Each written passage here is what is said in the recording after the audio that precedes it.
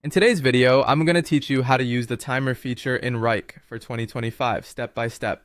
Whether you're new to Wrike or just looking to optimize your workflow, knowing how to effectively use the timer can be a game changer. It's a great tool to help you track the time spent on different tasks, ensuring your productivity stays on point. Let's dive right in. First things first, you'll need to head over to your Wrike workspace.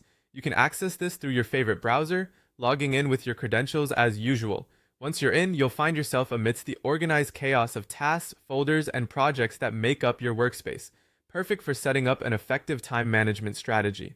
Once you've accessed your workspace, our next step is to identify the specific task you want to track. You do this by clicking on the task.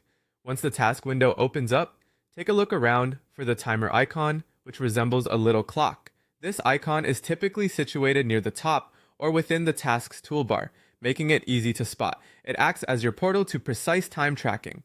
Now that you have your task open and you've located that timer icon, it's time to start the recording process. With a simple click on the timer icon, it begins to record right away.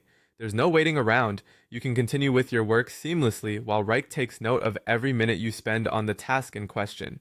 This feature is incredibly useful for staying on top of the time allocation between different projects.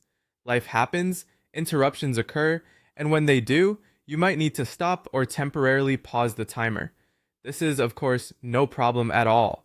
If you happen to need a break or need to move on to another task temporarily, you can return to the timer icon and click to stop or pause it as necessary. This flexibility allows you to manage your time effectively, even when your priorities shift on short notice. But what if you forgot to track your time in real time or need to make adjustments? Wrike has thought about that too. The platform allows you to manually add or edit the time tracked. This feature comes in handy if you've been caught up in a flurry of activity and forgot to hit the timer in the first place, or if you simply need to adjust the log for accuracy. And there you have it, a straightforward guide to setting up and utilizing the timer feature in Wrike. With consistent use and a bit of practice, this tool is bound to enhance not just your personal productivity, but also help keep your entire team on track. So hop into Wrike and give it a try. Efficient time management is just a few clicks away.